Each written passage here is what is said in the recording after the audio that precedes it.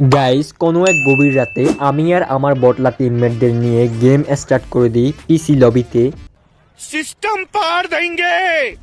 আর ওই ম্যাচেই পড়ে যায় বিবেস।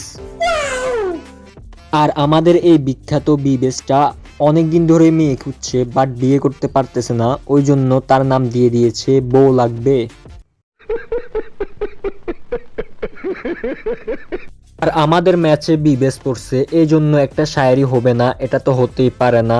চলো একটা শায়েরি বলে ম্যাচটা শুরু করা যাক। আর তোমরা তো জানোই আজ একটা বিরাট ফাটাফাটি হইব। ভাই, আমি সরল সোজা মানুষ, জানি না এত প্যাচ গ্যাস। চলো একটা শায়েরি বলে শুরু করা যাক ম্যাচ। ম্যাচে পড়ে গেছে বিখ্যাত বউ লাগবে বিবেস। ম্যাচে পড়ে গেছে বিখ্যাত বউ লাগবে বিবেস। তোমরা তো জানোই আমার একটা কুকুর আছে, যার কখনো হয় না সোজা লেস।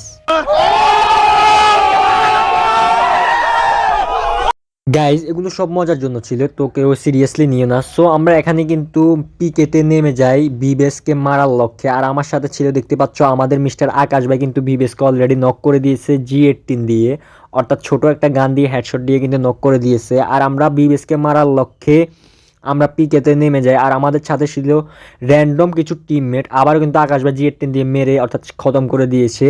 সো র্যান্ডম কিছু টিমমেট ছিল যারা নেপালে ছিল, অ্যান্ড আমরা তাদের সাথে একদমই কিন্তু কম্বিনেশনটা মিলতেছিল না। সো ওই জন্য আজকের ম্যাচটা একটু উল্টাপাল্টা হয়ে যেতে পারে, বাট আজকের ম্যাচটা কিন্তু অনেক মজার একটা ম্যাচ ছিল। দেখতে থাকো ফুল ভিডিও। আমরা কিন্তু এখানে চলে যাই, এনিমি আছে, আবার আমি কি রিভাইভ দিতে যাচ্ছি, দেখো ও চলে যাইতেছে রিভাইভ দিতে, এখন আমি আবার যাইতেছি, আবার আসতেছি, আবার যাইতেছি, আবার আসতেছি, এরকম একটা অবস্থা হয়ে গেছে। অ্যান্ড সামনে নাকি এনিমি আছে, দেখতে পাচ্ছ, পিছনে কিন্তু এনিমি বলার সাথে সাথে আমাকে নক করে দিছে কি 47 দিয়ে। আর এখানে নক করে দেওয়ার পর আমি অনেকক্ষণ পড়ে আসি, বাই হেল্প মি বলে চিল্লাইতেছি। অ্যান্ড ওখানে দেখো আমাদের প্রো প্লেয়ার কিন্তু তাদেরকেও নক করে দিয়েছে, অ্যান্ড আমাকে রিভাইভ দিতে আমি বারবার বলতেছি ভাই তাড়াতাড়ি আসো, তাড়াতাড়ি আসো, তাড়াতাড়ি আসো। অ্যান্ড দৌড়াইয়া কিন্তু অলরেডি চলে এসেছে, অ্যান্ড আমাদেরকে রিভাইভটা দিয়ে দিচ্ছে। অ্যান্ড রিভাইভটা দেওয়ার পর আমি জলদি গিয়ে ম্যাচেতে গিয়ে আমি বসে একটা মেডিকেট করতে যাচ্ছিলাম। এই সময় জাস্ট তোমরা খেয়াল করো, একটা দুইটা তিনটা মানে র্যান্ডম টিমমেট পড়লে যা হয় আর কি। আর আমি এখানে তাড়াতাড়ি করে গাড়িটা নিয়ে নিই। আর এই গাড়িটা নেওয়ার সাথে সাথেই দেখো বিবেস কিন্তু কিল করতেছে, অর্থাৎ দেখো বউ লাগবে বিবেস কিন্তু কিল করতেছে। আর আমার 600 থেকে 700 টোকেন হয়ে গিয়েছে। আমি একজনকে তাড়াতাড়ি এসে নামিয়ে দেওয়ার চেষ্টা করি। বাই র্যান্ডম টিমমেট বাই একদমই মানে যে তাদেরকে কিছু বলবো না, কিছু বলা যাবে না, এরকম একটা অবস্থা। আরও হলো নেপালি প্লেয়ার, তারা পিসিতে খেলতেছে। অ্যান্ড কি হচ্ছে আই ডোন্ট নো, বাট দেখি আমরা কতটুকু করতে পারি তাড়াতাড়ি করে। আমি আরেকটা টোকেন টাচ করার লক্ষ্যে গাড়ি দিয়ে রেস্ট দিয়ে তাড়াতাড়ি করে কিন্তু টোকেনটা টাচ করে একেও রিভাইভ দিয়ে দেওয়ার চেষ্টা করি। अच्छा ठीक है। অবশেষে আমরা 4জন প্লেয়ারকে পুরোপুরিভাবে রিভাইভ দিতে সক্ষম হই। অ্যান্ড রিভাইভ দেওয়ার সাথে সাথে নামার পরে দেখো একটা প্লেয়ার এখানে অর্ধেক ড্যামেজ হয়ে গিয়েছে। আর আমরা তাড়াতাড়ি করে গাড়িটা নিতে যাই, ওই সময়ই আরেকটা প্লেয়ার নক, অ্যান্ড পুরোপুরি ক্লিয়ার। আমরা একে তো জনে আসি, আরও হিল আমাদের কাছে মেডিকেটও কম। দেখতেই তো পেলে আমি পিকেতে নামছিলাম, পরে ওখান থেকে চলে আসছিলাম। বাট এখানে দেখো একটা প্লেয়ার অলরেডি শেষ, আর একটা প্লেয়ার আবারও নক, মিস্টার আকাশ ভাই। মানে র্যান্ডম প্লেয়ার পড়লে যা হয় আর কি। আর আমার কাছে 1400 টোকেন আছে। আর আবার একটু খেয়াল করো, এই প্লেয়ারটাও ধুম করে মানে শেষ। मेरे को जानता नहीं है। ভাই, আমার রিয়েকশনটা ঠিক এমনই ছিল যে তাদেরকে গলা টিপে মায়া দিই, তারপরও কি করব, সবাই বেঁচে থাকা অবশ্যই জরুরি, আর তারাও আমার টিমমেট। ওই জন্য আমি কিন্তু দয়া মায়া করে আবারও মানে দুইজনকে রিভাইভ দিয়ে দিই।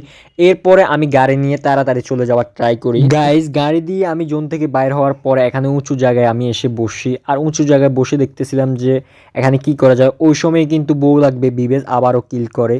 আমি কিল ফিট দেখে একটু গাড়ি নিব, এই সময় দেখতে পাচ্ছ একটা সেস্টা প্লেয়ার আমার পিছনে পিছনে চলে আসছে, যার নাম বাংলা ভাই।